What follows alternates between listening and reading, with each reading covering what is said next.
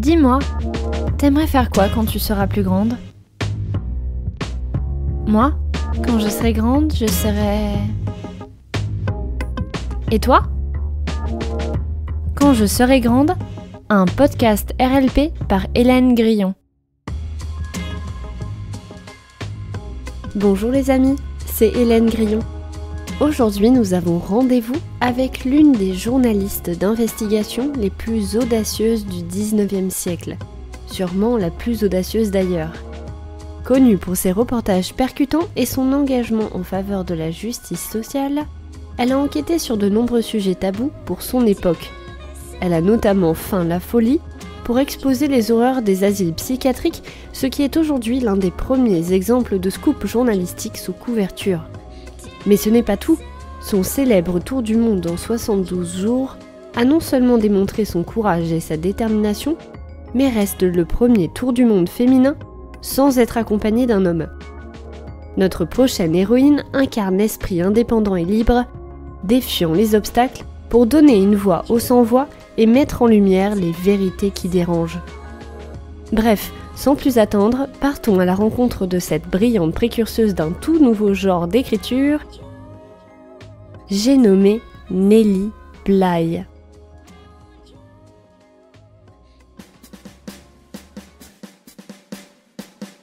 Je n'ai jamais écrit un seul mot qui ne vienne pas de mon cœur et je ne le ferai jamais, dira-t-elle peu de temps avant sa mort.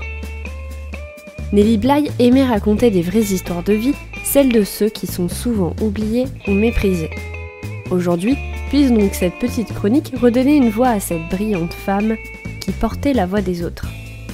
Pour cela, revenons au début de l'histoire d'une certaine Elizabeth Jane Cochrane.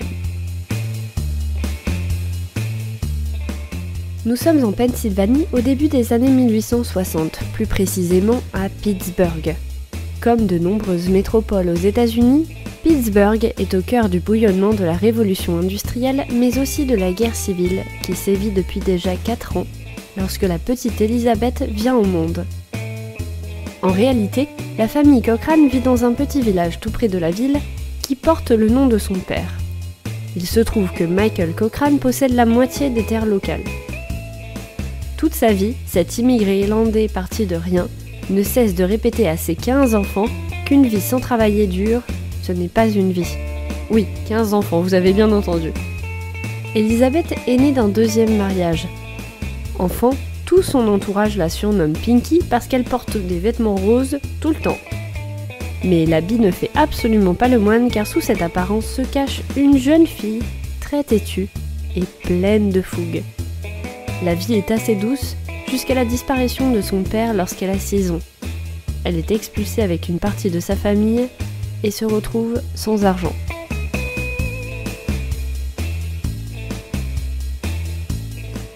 Face à cette impasse, sa mère se remarie dans la foulée avec un homme fortuné qui révèle rapidement son vrai visage.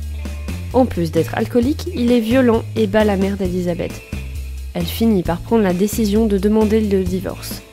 À l'époque, faire une telle demande en tant que femme est un véritable parcours du combattant. Elizabeth doit être entendue à la barre pour que la justice accorde le divorce à sa mère. Heureusement, la procédure aboutit avec succès, mais malheureusement, retour à la case départ pour la famille. Elizabeth sait que la vie va se corser et qu'elle va devoir prendre des responsabilités à son si jeune âge si elle veut aider sa mère. Travailler, d'accord, mais pour faire quoi ? Devenir quoi ?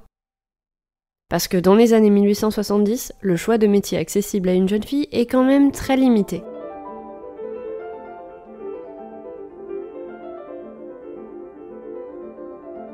Comme Elizabeth aime bien l'écriture et qu'elle est douée, elle intègre une école pour devenir institutrice. Elle a alors 15 ans.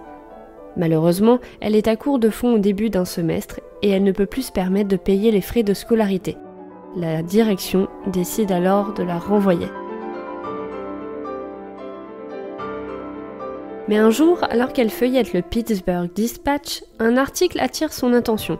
Visiblement, un journaliste s'est farci d'écrire un long édito dans lequel on peut lire noir sur blanc « La place d'une fille est à la maison, à coudre, à s'occuper des enfants, sans quoi la société s'effondre. Une femme qui travaille est une monstruosité. » Avec toute la colère qui s'empare d'elle, Elizabeth prend la plume et assassine l'auteur de ce torchon dans une lettre. Cette réponse incisive, elle la signe du nom de l'orpheline solitaire. Le rédacteur en chef décide de publier la lettre et de proposer à l'autrice un travail si celle-ci réussit à écrire un article qui sort du lot. Avec son esprit bien trempé, Elizabeth accepte le défi et rejoint l'équipe du journal. Il lui propose également de choisir un pseudonyme d'écrivain, et c'est ainsi qu'Elizabeth Jane Cochrane devient Nellie Bly, du nom d'une chanson populaire de l'époque, et que notre héroïne aime plutôt bien.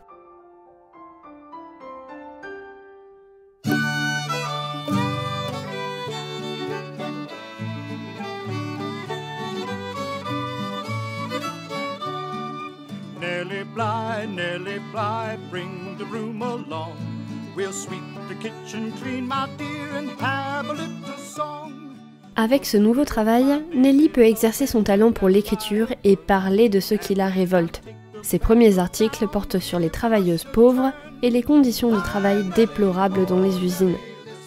Ses écrits font un carton et réunissent de plus en plus de lecteurs. Pourtant, le monde est ainsi fait. Du côté des industriels, on n'aime pas trop cette femme qui fouille dans les affaires des entreprises de la région. Alors les patrons font pression sur le journal et menacent de retirer leur publicité.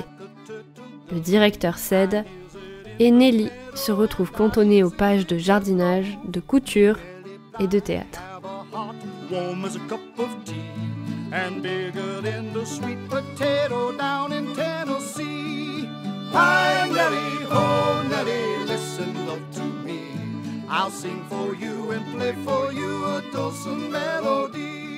Zéro épanouissement plus tard, elle démissionne et change d'air en partant avec sa mère direction le Mexique.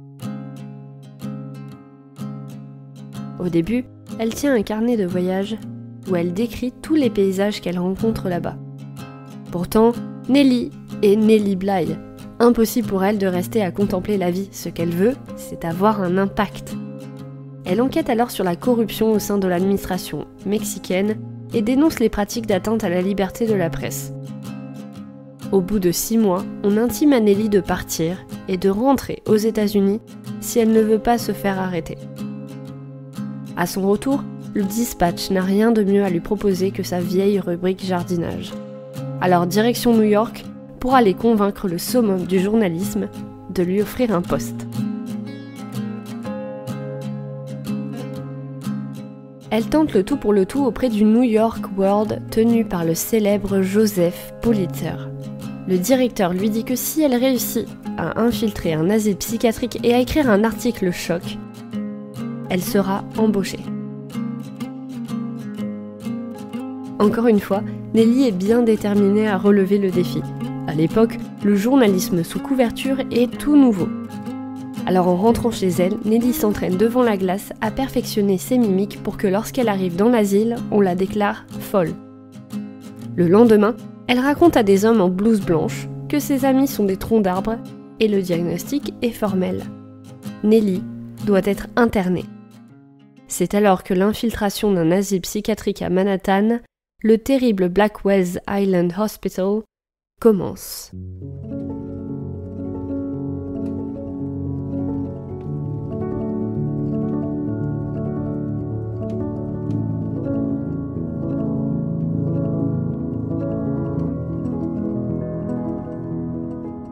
Une fois pensionnaire, elle est horrifiée de la cruauté avec laquelle les patients sont traités.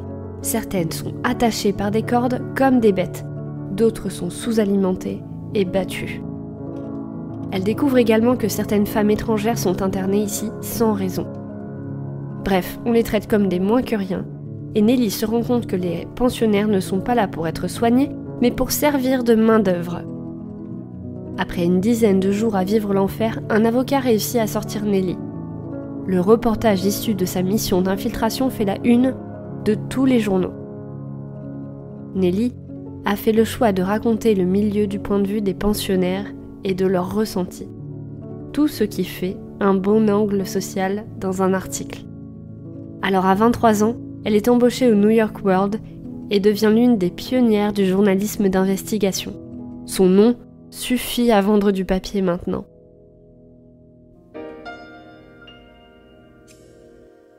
Comme notre héroïne est friande de défis et qu'une vie sans travailler dur n'est pas une option, comme l'a dit son père, elle décide de se lancer dans une toute autre aventure pour les pages du New York World. Cette idée de fou, c'est un tour du monde en 80 jours. À la manière d'un Phileas Fogg au féminin, le défi est double pour Nelly. Devenir la première femme à réaliser un tour du monde sans escorte masculine et en faire un record de rapidité. Certains, bien évidemment, tentent de la dissuader, mais c'est mal connaître Nellie Bly. Et le 14 novembre 1889, elle quitte New York à bord de l'Augusta Victoria avec un seul bagage et un grand rêve en tête.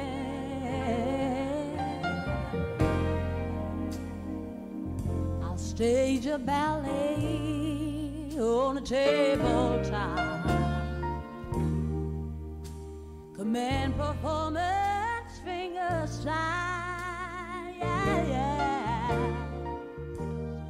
À la fin du 19e siècle, les transports se développent rapidement dans le monde. On voit apparaître plus de lignes maritimes et de lignes de chemin de fer, ce qui facilite le périple de notre aventurière.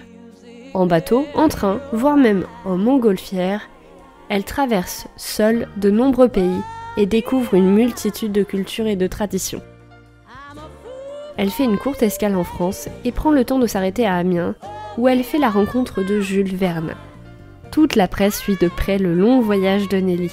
L'aventure devient populaire et des milliers de gens achètent pour la première fois le journal, rien que pour suivre ce feuilleton. Pour amener un peu de piquant et de rebondissement dans l'histoire, le journal envoie même une autre femme faire exactement le même trajet que Nelly. En gros, personne ne la croit vraiment capable de réussir un tel défi. Certains ouvrent même les paris. Le périple est dur, une tempête en bateau vient même compliquer son avancée, et pourtant, Nellie Bly pose le pied à New York le 25 janvier 1890, fière de tout ce qu'elle vient d'accomplir. Elle a bouclé ce tour du monde en un temps record, celui de 72 jours, 6 heures, 11 minutes et 14 secondes. Elle confie d'ailleurs « Mes compatriotes étaient très fiers que ce fût l'une des leurs qui ait relevé pareil défi. Quant à moi, je me félicitais que ce fût une femme qui ait réalisé cet exploit. »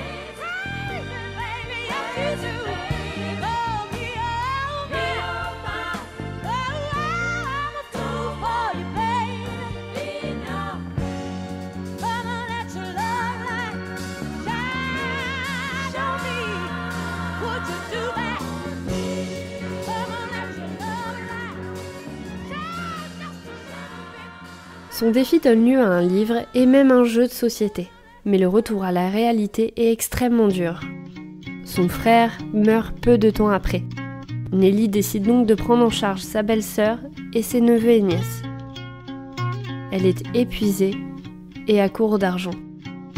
À la surprise générale, elle épouse un riche industriel de 40 ans de plus qu'elle, qui tient une fabrique de tonneaux métalliques.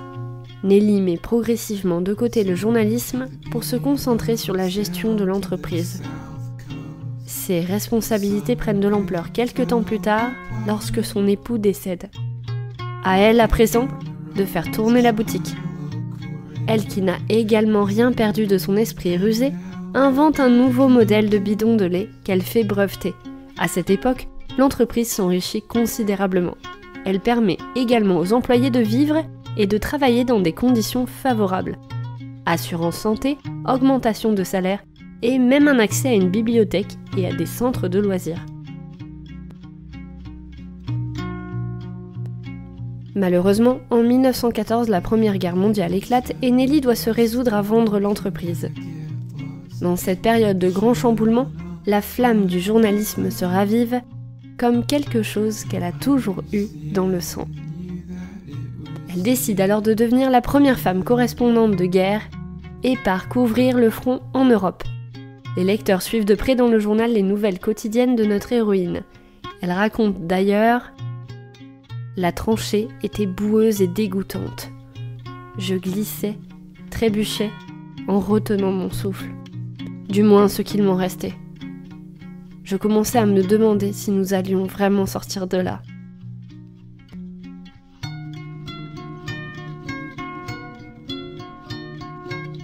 À la même époque, le vieux continent est secoué par les manifestations des suffragettes, un sujet dont Nelly s'empare tout de suite. Elle prédit même que les États-Unis connaîtront les mêmes bouleversements d'ici peu.